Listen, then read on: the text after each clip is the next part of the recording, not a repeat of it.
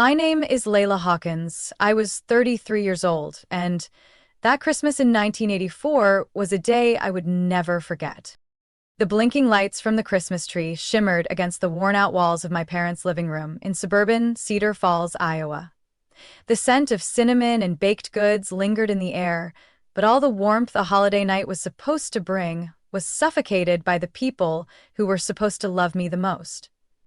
Enough, Layla, my mother snapped, her face flushed with anger. Are you trying to ruin the whole evening again? I froze. Words caught in my throat. My father set his glass of wine on the table and looked straight at me, eyes cold as stone. Does everything always have to revolve around you? You never change. My heart clenched, not because they were yelling, I had gotten used to that, but because, like always, they didn't even try to listen. I clenched my hands into the red knit dress I wore, hoping it would be the year someone finally saw me. Just once. I said nothing more. In that room filled with childhood memories, all I could feel was cold. My name is Layla Hawkins. I work as a financial advisor in Minneapolis, about a 3-hour drive from home.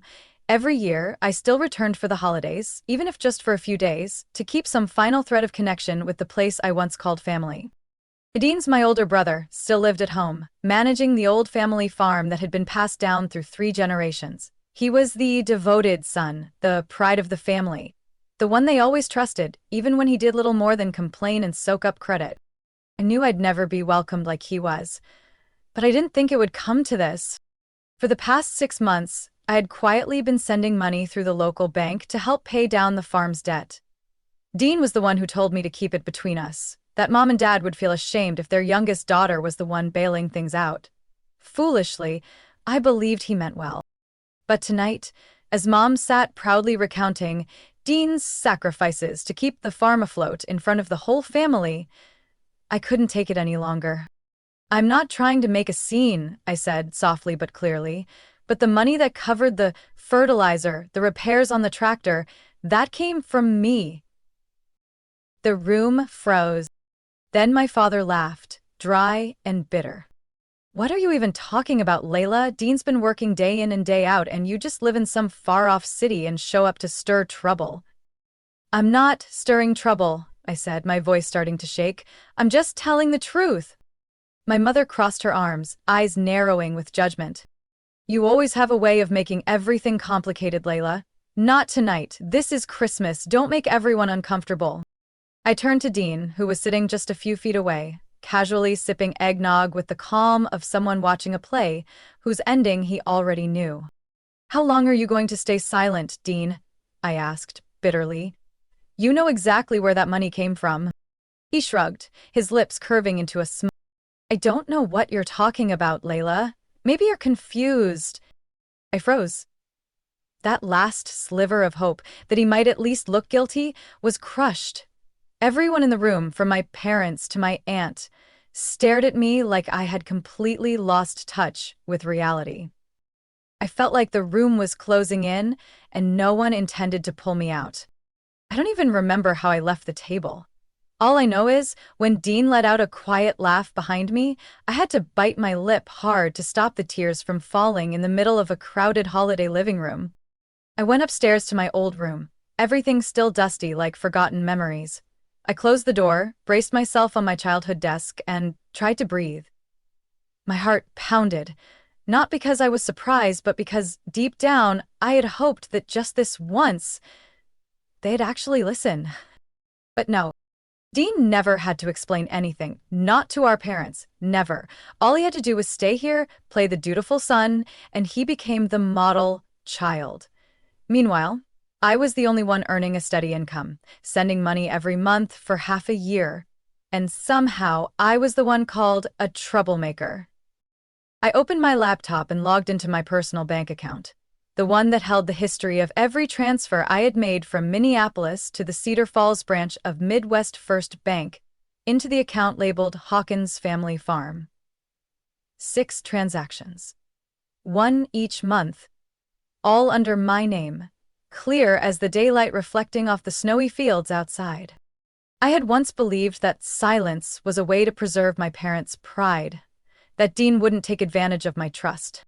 But tonight, seeing him reclined in his chair, sipping eggnog I had paid for, basking in praise as if it were his birthright, I knew I had been wrong. I printed every receipt from my email, folded them carefully, and placed them in the drawer. I might not say anything else tonight, but I wasn't going to let this be forgotten. The next morning, while everyone was still preparing Christmas breakfast, I brought the stack of papers downstairs. Dad was reading the paper, Mom was bustling around the kitchen, and Dean? Of course, still wore his usual smug expression, lounging in his chair. I laid the stack of receipts on the table in front of Dad. I'm not making this up.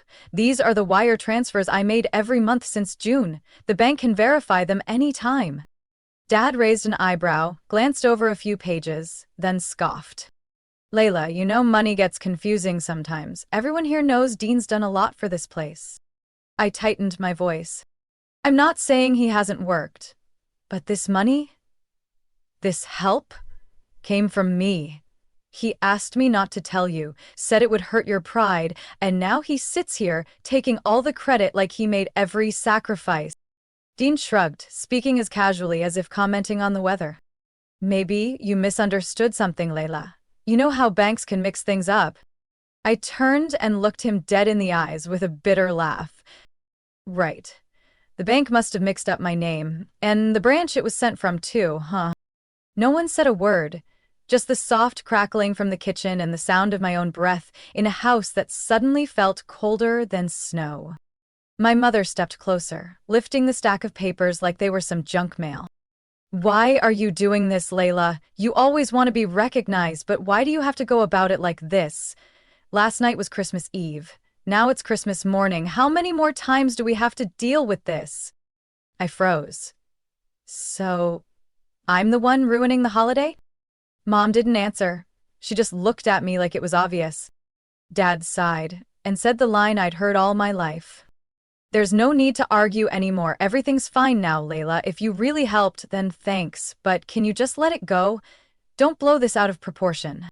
I looked at Dean, the man who never flinched through it all. His eyes seemed to ask, "What are you going to do now?" I said nothing more, but a decision had already taken root inside me. This time, I wouldn't stay silent. No more avoiding conflict. No more keeping the peace. No more letting Dean rewrite the story in his favor.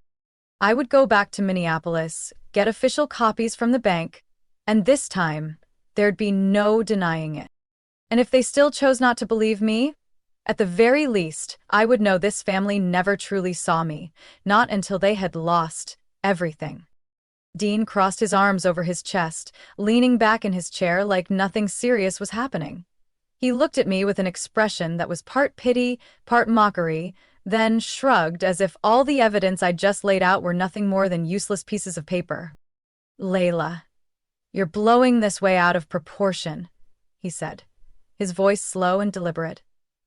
I don't know where you got this stuff, but if you think it proves anything, you're just making yourself look bad. I stared straight into Dean's eyes without blinking. Don't pretend. You knew exactly how much I sent. You listed every bill, every deadline. You were the one who asked me to keep it quiet, so Mom and Dad wouldn't feel ashamed. I trusted you, Dean. Trusted me? He let out a dry, hollow laugh that cut through me like glass. You make it sound like I forced you. You're a grown woman, Layla. You made your choices. Don't turn around and blame me. My mom, still holding the stack of receipts, shook her head and set them on the table like they were just junk mail flyers.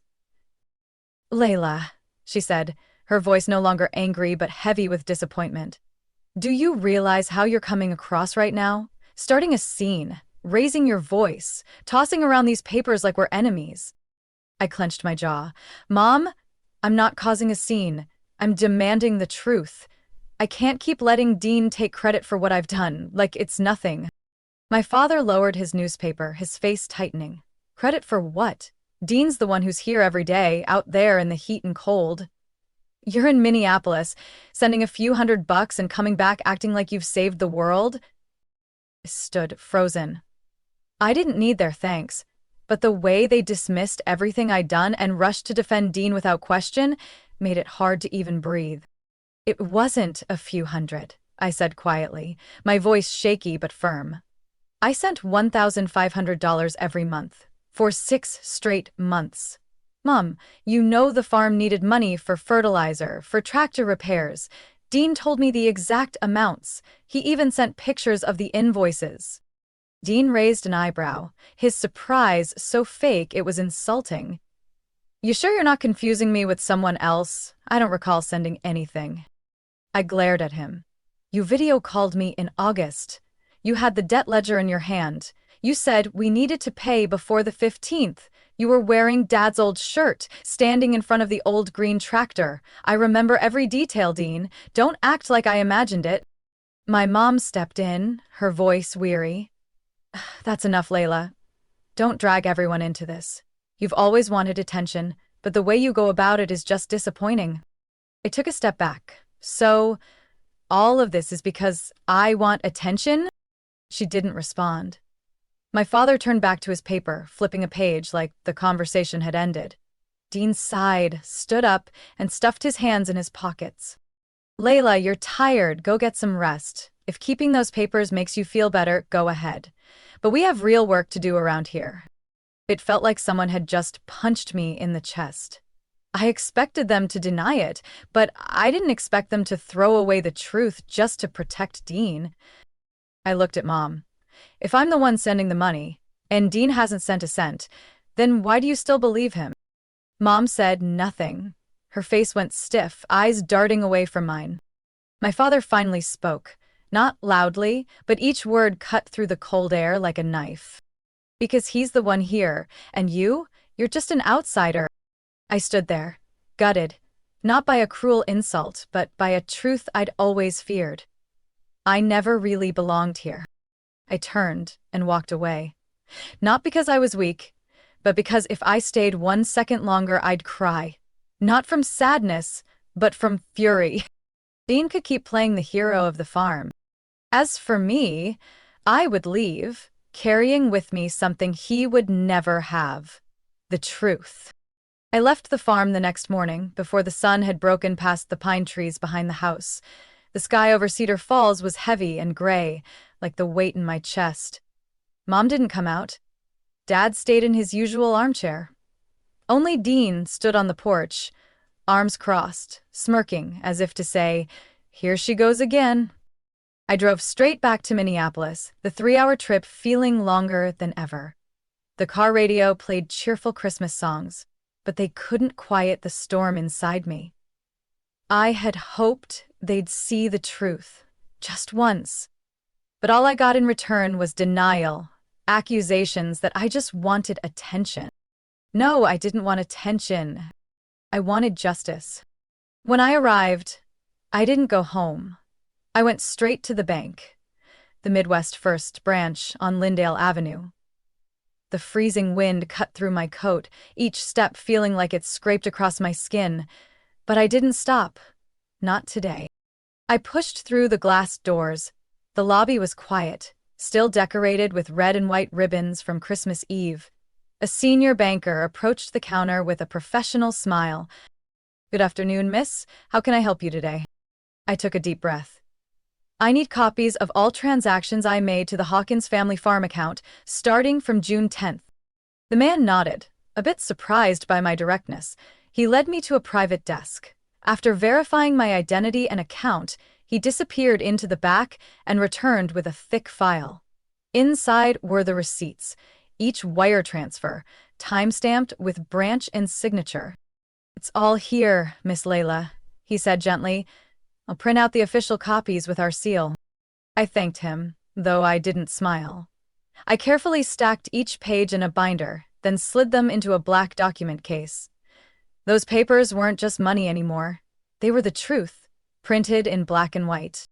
I left the bank without hesitation. No stop at home, no change of clothes, no rest. There was only one thing left to do. I had to go back to the farm and show them what they refused to see. By 3 p.m., I was pulling up to the familiar road leading to the house. Snow had begun to fall softly, From afar, my parents' wooden brown farmhouse looked peaceful, like something out of a winter painting. But I knew better. I knew what waited behind that door. I walked into the house without knocking. Mom was doing dishes, back turned. Dad was in his usual seat, eyes fixed on his newspaper. Dean wasn't there. And that, strangely, made me feel relieved.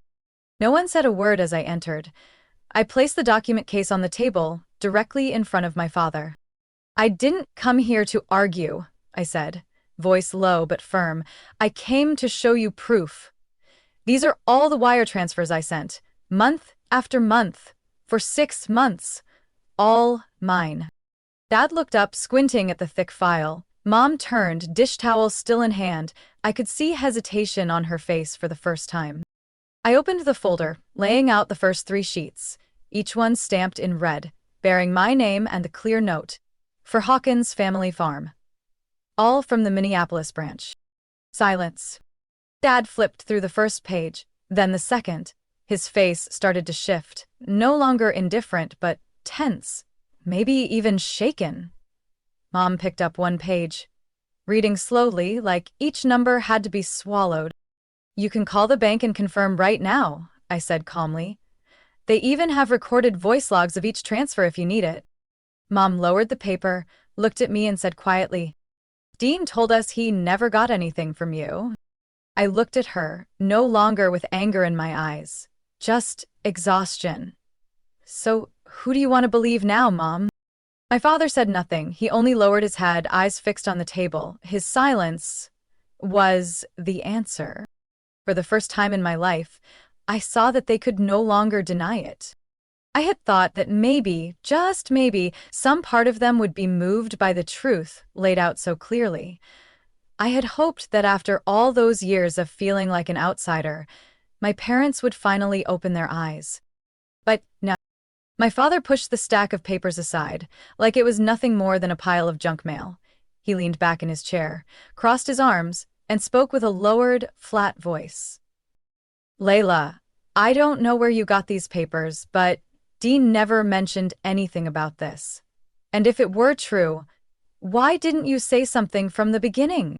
My mother stood beside him, still clutching the dish towel in her hands, repeating the same slow motion as if it would calm her nerves.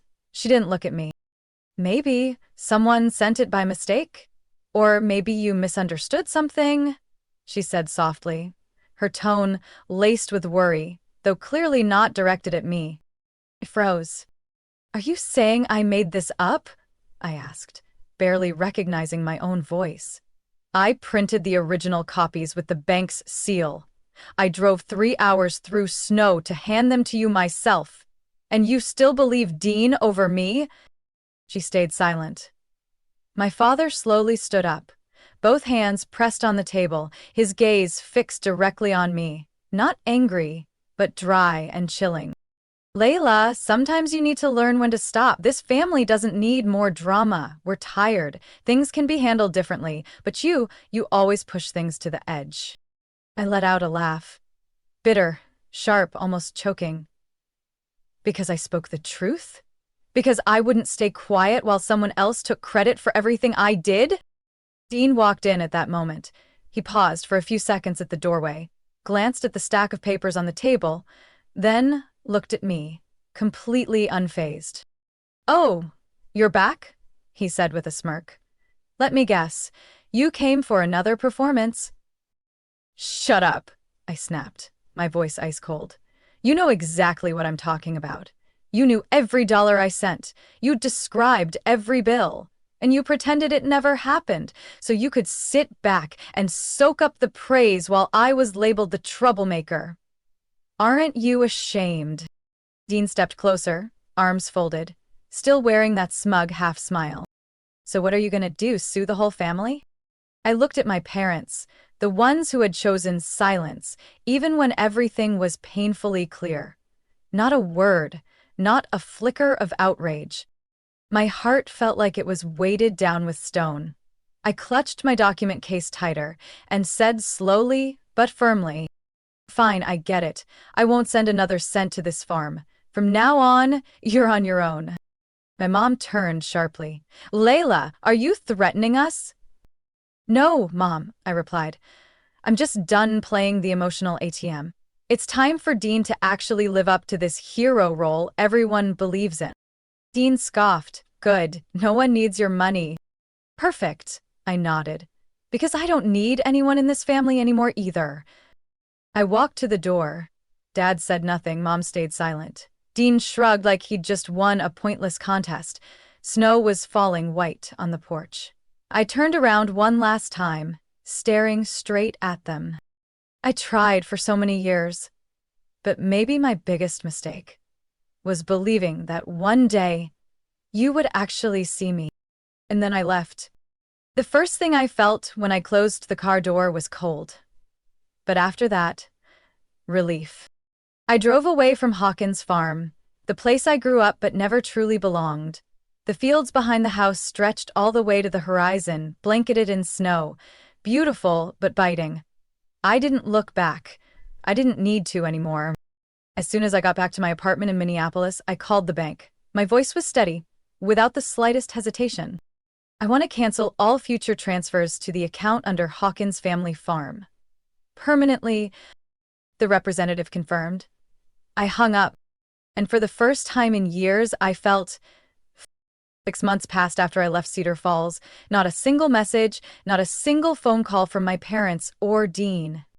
Every time I opened the mailbox, I half wondered if someone had finally found the courage to write me an apology. But all I ever found were bills, seminar invitations, and the occasional grocery store coupon. At first, the silence hurt. But then, that pain slowly transformed into a strange kind of peace, where I could live without constantly forcing myself to be the good daughter, the dependable one, or the walking wallet. I returned to my job at the investment office in downtown Minneapolis and began spending more time on myself, something I had always put off in order to help the family. I signed up for a weekend cooking class, reconnected with old friends, and even adopted a lazy senior cat named Tofu. Those little things, seemingly insignificant, became the most powerful form of healing. I no longer checked my bank account with guilt. I no longer stared at my phone each month, bracing for a "we need help" message from Mom. I had stepped out of that cycle, and I was living.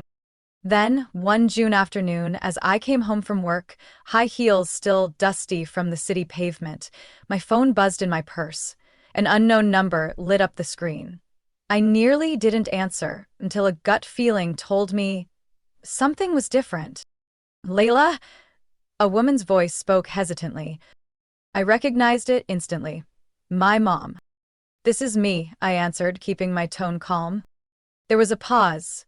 Then she said quietly, "Your father and we're outside your building." I froze.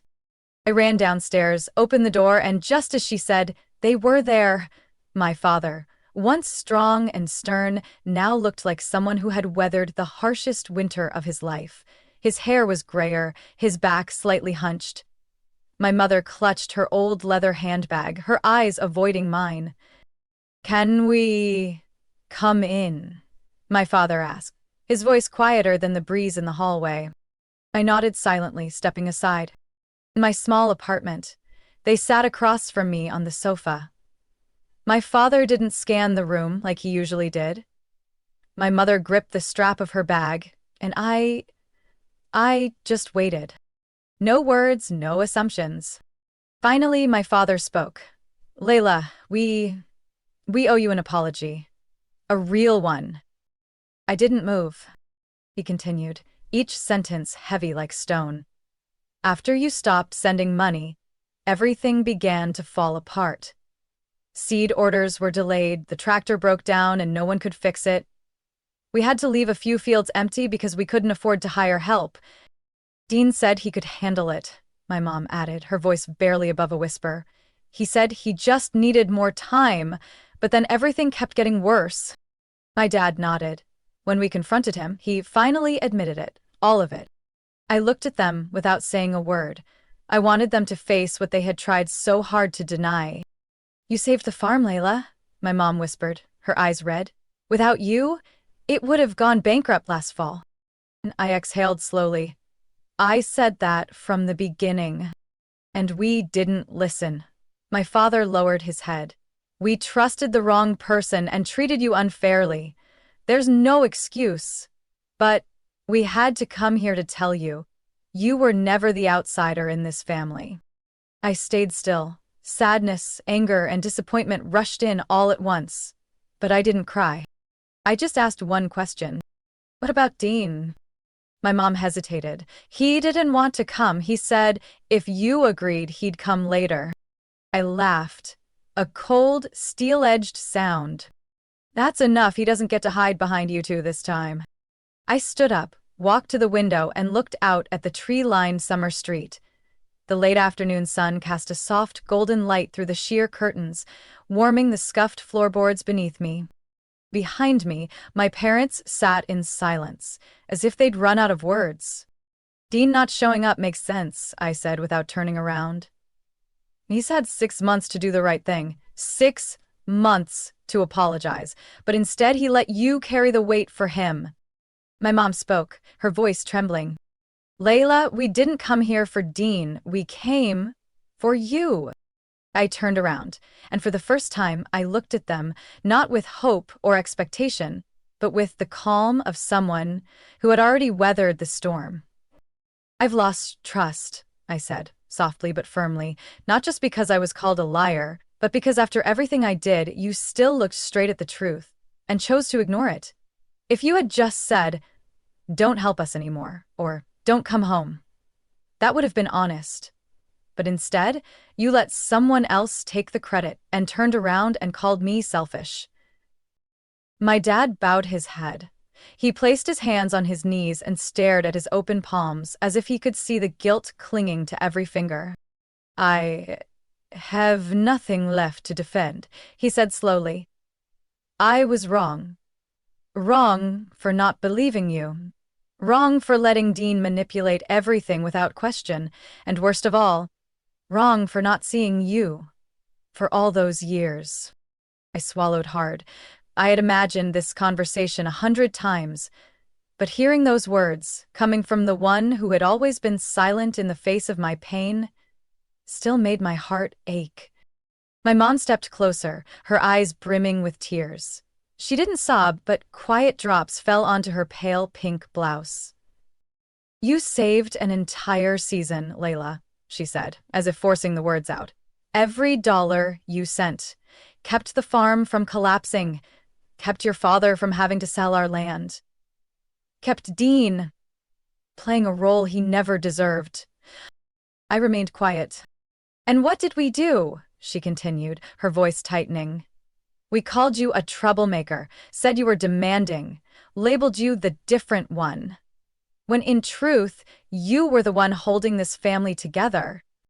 I sat across from them, feeling the weariness seep into my bones, not from my body, but from years of carrying a weight that was never meant to be mine alone.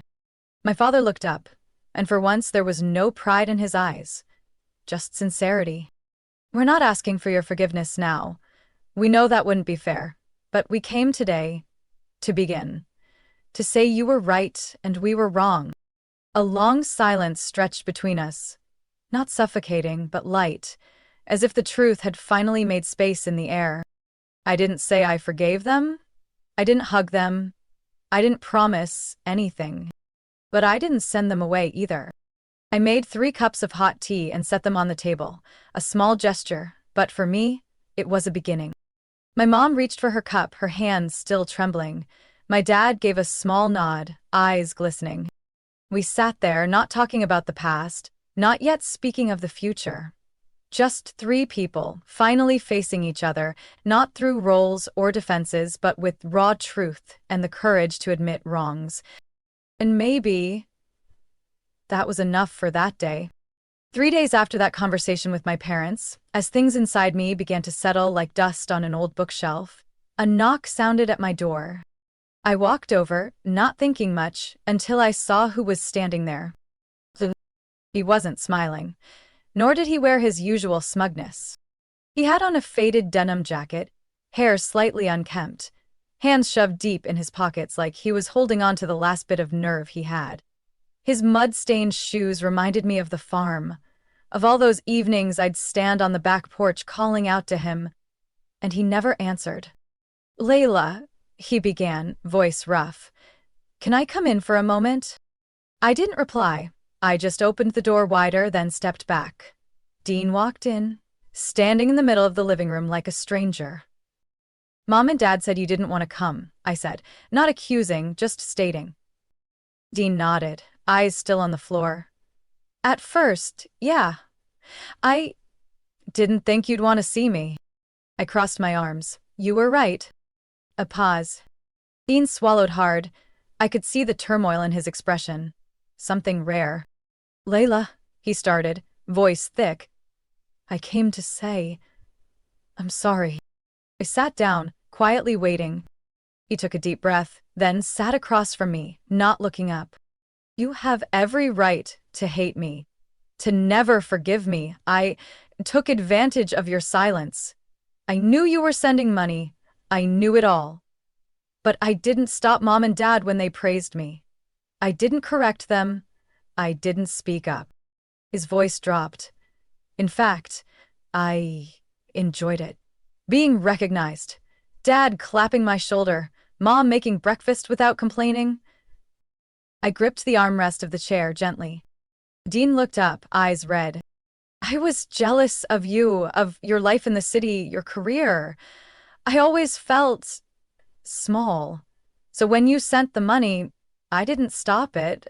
I thought, if they believed I was the one saving the farm, then maybe they'd need me, see me as important." I looked Dean in the eye. "And to get that, you let me become the greedy, selfish daughter, the one who ruined Christmas. You let me suffer, just so you could feel loved."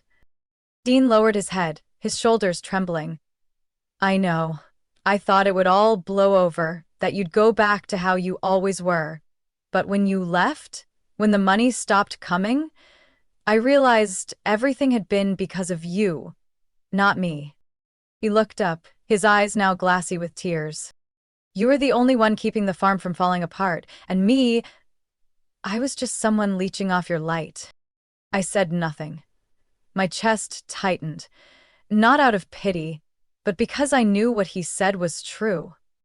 Dean stood up, his hands hanging by his sides, his gaze raw and unguarded. Like I was seeing the real him for the first time. "I'm not asking for your forgiveness. I wouldn't dare. But I want you to know I regret it. And I won't let Mom and Dad carry the consequences alone. I've started working with Uncle Warren, the guy who helped with the corn harvest last year. I'll try to repay the money, piece by piece, even if it takes my whole life." I still didn't respond. Dean looked at me for another moment, then said softly, "Thank you for saving something I used to think was mine." He turned away, hand on the doorknob, until I spoke. He paused.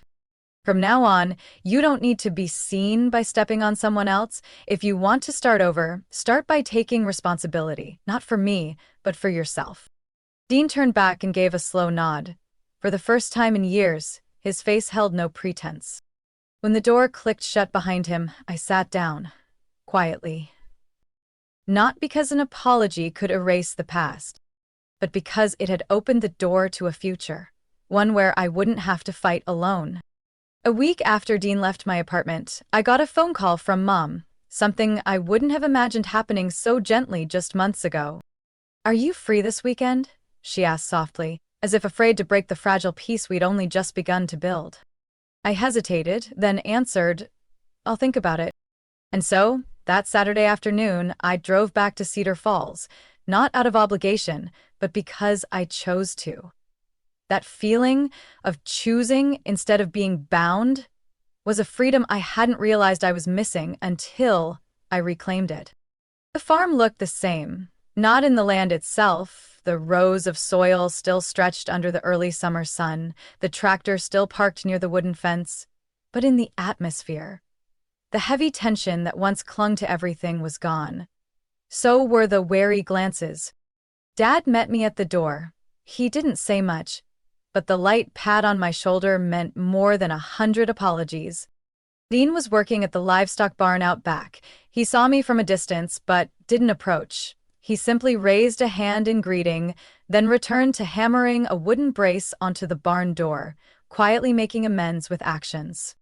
I walked inside. Mom was slicing fruit in the kitchen. She turned around and smiled, a genuine smile, no longer strained or guarded. "Have you eaten yet? I made bean salad, the one you used to love when you were little." I was surprised she remembered, and even more surprised that I didn't feel angry about how long it had taken. Maybe it was because, for the first time, she was trying, not for appearances, but to genuinely connect. We ate in silence, but it was a comfortable silence, one without pressure. After the meal, my parents were the ones who brought up the changes they had made. "Dean's handling the farm's finances now," my dad said, meeting my eyes. "I just check them afterward. I don't take over anymore," Mom added. "And if he can't manage, then he'll face the consequences. We won't carry everything for him again." I nodded, not because they were teaching Dean a lesson, but because they had finally stopped sacrificing everything for the son they'd once put on a pedestal, even if it meant hurting the one who stood quietly in the background. "And you?" Mom asked, her voice careful. "How do you feel coming back here?" I looked at her. Part of me wanted to say, "It still hurts," but the stronger part of me wanted to let it go. "I didn't come back to forgive," I said honestly. "I came back so I wouldn't have to carry the anger anymore every time I thought about this family." My parents went quiet, but they didn't argue. They didn't get defensive. They listened. Maybe for the first time in their lives, they truly listened to me. That afternoon, I walked the farm, past the plot once called Dad's Field, the one I wasn't allowed to set foot in as a child. Now it no longer felt forbidden. I only saw a wide open sky full of wind and sunlight, and a path dissolving into the soil. On the drive back to Minneapolis, I didn't turn on any music. I let myself sink into the sound of the wind rushing past the windows, the steady beat of my heart calming. For the first time in a long time, I didn't carry guilt with me when I left Cedar Falls. My family was never perfect, never had been, but at least now they weren't holding on to a polished image built on denial. They were learning to live honestly, to face things as they were.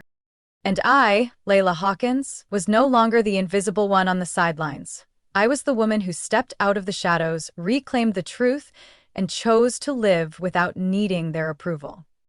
I don't know if this relationship will ever fully heal. But I know this for sure. I no longer have to suffer in silence. And sometimes, peace doesn't come from forgiveness, but from knowing you no longer need it to move on.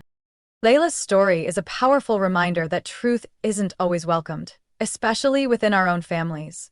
But silence only deepens injustice. Sometimes, standing up for yourself is the most radical act of self-love. In real life, we can't force others to change, but we can choose to walk away from places that refuse to see our worth. And that choice is where healing begins. What do you think about Layla's journey and how she faced injustice within her family? Share your thoughts in the comments below. And don't forget to follow the channel for more heartfelt, real-life stories about family, resilience, and personal growth.